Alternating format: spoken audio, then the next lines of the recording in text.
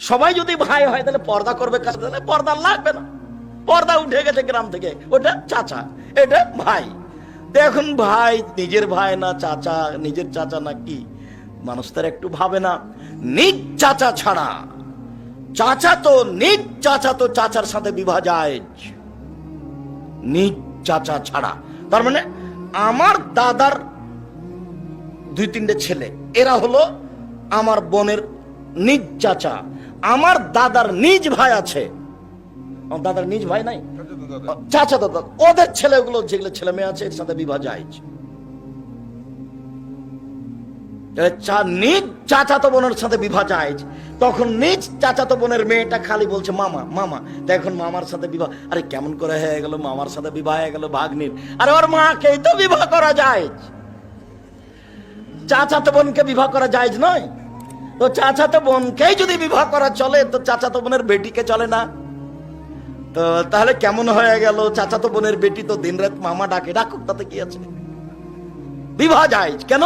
ওর মাই তো জায়েজ, তো বেটি জায়েজ, উপরেরটাই তো জায়েজ, তো নিচে চলে গেছে হচ্ছে তো বাদার জাওলা জায়েজই, কোনো সমস্যা নাই। চট করে এই কথাটা মনে পড়লো, এখানে আমার অনেক কথা আছে, একটু পরে ফিরে আসছি। আল্লাহ বলছেন যে ফানকিহু মা তাবা লাকুম মিনান নিসায়ে, পৃথিবীর মানুষ যাকে ভালো লাগে তাকে বিবাহ করো। এই কথার অর্থ কি শুধু সুন্দরীগুলোর বিবাহ হবে, আর যেগুলো সুন্দরী নয় সেগুলোর বিবাহ হবে না? জি না, এটা তাকদির। খালি আপনাকে আল্লাহ খুশি করে দিলেন, আল্লাহ আপনাকে খুশি করে দিলেন, তখন আপনি বললেন আচ্ছা ঠিক আছে, এটা ভালো নয়, না এটা ভালো নয়, এটা ভালো নয়, আমি সুন্দরী দেখে বিবাহ করব। সুন্দরী দেখে বিবাহ করার সিদ্ধান্ত নিলেন, কিন্তু ঘুরতে ঘুরতে ঘুরতে ঘুরতে ঘুরতে যেটা তাকদিরে লেখা আছে সেটাই ঠিক। এটা যে আল্লাহ আপনাকে বললেন, খুশি করে দিলেন আল্লাহ আপনাকে, পৃথিবীর মানুষ যাকে ভালো লাগে বিবাহ করো, এটা খুশি করা হলো না? তখন তো আমি আর আপনি বলবো যে যেগুলো সুন্দরী নয় সেগুলো বাদ পড়ে যাবে, কিন্তু তাকদিরের কলকাতা ওপরে আছে।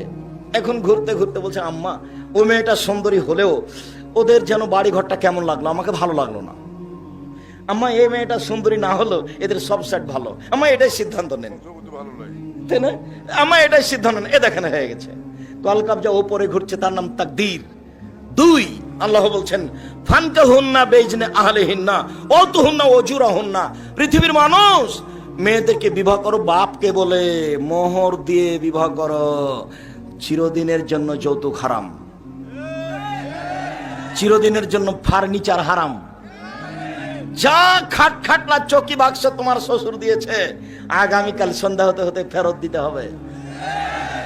আমি অন্য জায়গাতে বলেছি, সেই ভাষাগুলো তোমার কাছে আমি বলতে কষ্ট পাচ্ছি। আমি বলেছি ভিক্ষা করে খাও, চাঁপাইনবাবগঞ্জ ট্রেন স্টেশনে যাও, বাপ বেটা ভিক্ষা করো, যা পাবা এ দিয়ে ফার্নিচার কিনো, এ দিয়ে বিবাহ করো।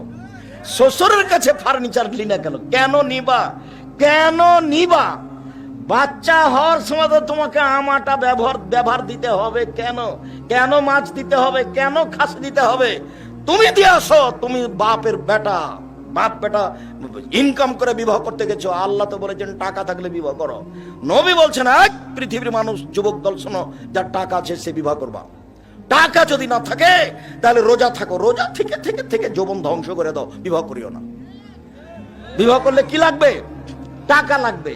এই কথা মেয়ের বাপকেও আল্লাহ নবী বলেননি, আল্লাহ বলেননি, মেয়েকেও বলেননি। আল্লাহে, আল্লাহর কসম, আল্লাহর কসম, আমি আব্দুর রাজ্জাক বিন ইউসুফ আলহামদুলিল্লাহ কোরআন হাদিস মোটামুটি ভালোই বুঝি, আর আমি খুব দক্ষতার সাথে পড়ানোর চেষ্টা করি। একটা ক্লাসে যদি 500 ছাত্র থাকে, আমি যদি ক্লাসে ঢুকি, একটা ছেলে যদি আরেকটা ছেলের গায়ে এভাবে হাত দিয়ে চিমটি কাটে, আমি শিক্ষকতাই করব না।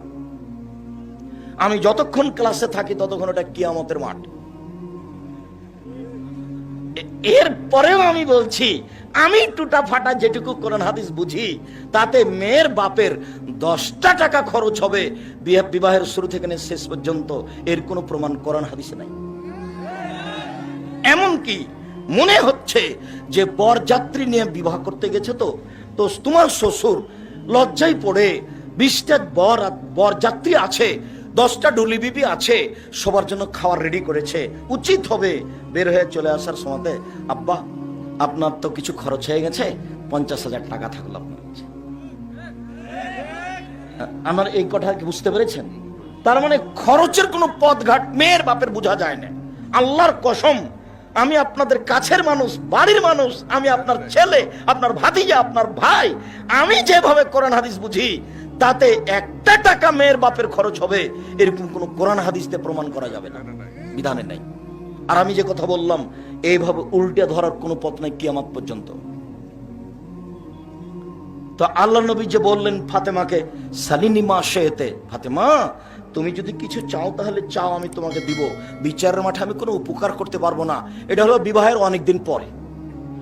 বিবাহের পরে সংসার দেখে মেয়ের বাপ জামাইকে বলতে পারে, আচ্ছা বাবা তোমার তো খুব সমস্যা, তুমি তো ভালো ব্যবসা বাণিজ্য করতে পারছো না, আমি না হয় তোমাকে 50,000 টাকা দিলাম, দেখো তো তুমি কিছু করতে পারো কিনা। সেটা ভিন্ন জিনিস।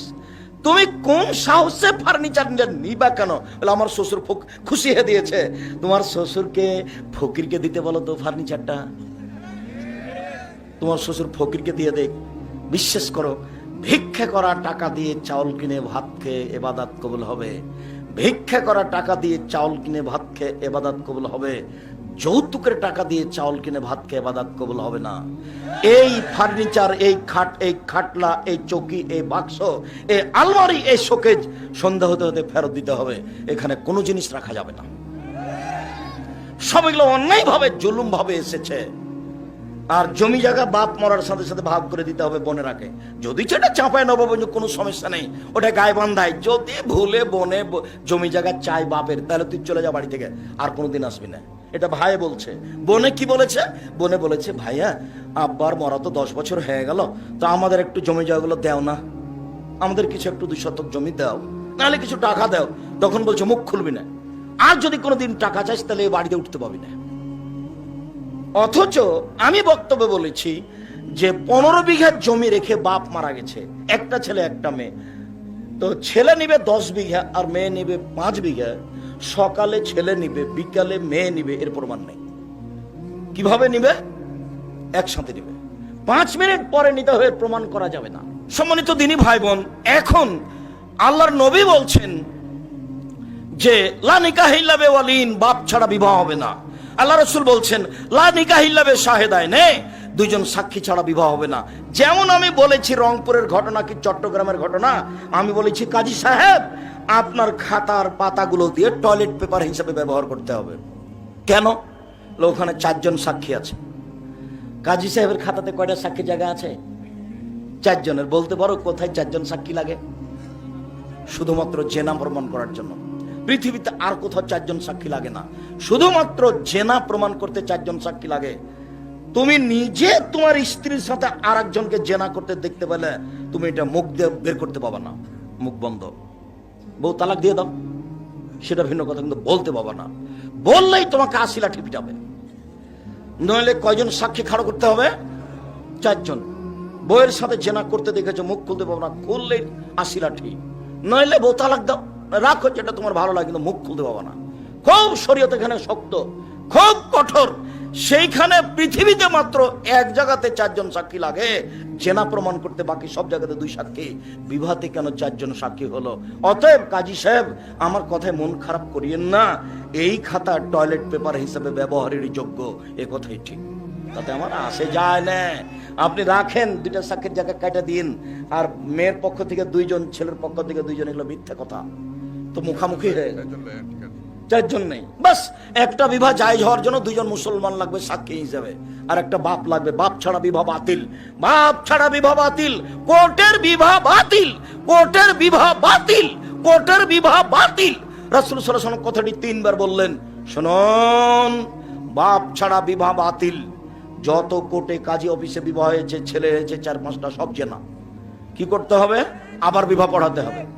বাপকে দিয়ে বিবাহ পড়াতে হবে। বলে বাপ রাজি নয়, রাজি হতেই হবে, নইলে সেখান থেকে ফিরে আসতে হবে মেয়েকে।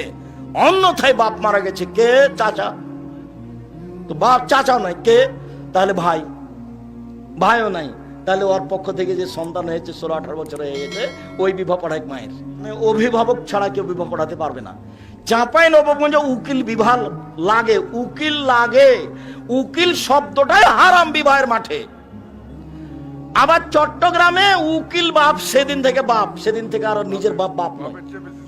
সে বাপের চেয়ে বেশি সম্মান করে চট্টগ্রামে। সেদিন থেকে মেয়েটা ওই উকিল বাপটাকে বাপ বলে ডাকবে, আর ওরই বাড়িতে খেতে যাবে। এই বাপ আবার জিম্মেদারিতে মেয়েকে নিয়ে আসবে বেটির বাড়ি। অবাক কথা, উল্টে গেছে ধর্ম। আমাদের চাঁপাইনবাবগঞ্জে উকিল বাপ লাগে, একবার উকিল শব্দটাই হারাম এখানে। আর বাপের উপস্থিতিতে ওর বড় চাচা উকিল হতে পাবে না, ওর দাদা উকিল হতে পাবে না, কেউ হতে পাবে না। ওর বাপকে উকিল হতে হবে। যদি চাচাকে নিয়ে আসে এখানে, তাহলে বাপকে আগে মরতে হবে তারপরে। যদি এখানে দাদা আসতে চায়, ঢুকতে চায়, তাহলে বাপকে আগে মরতে হবে তারপরে দাদা। এটাই শরীয়ত।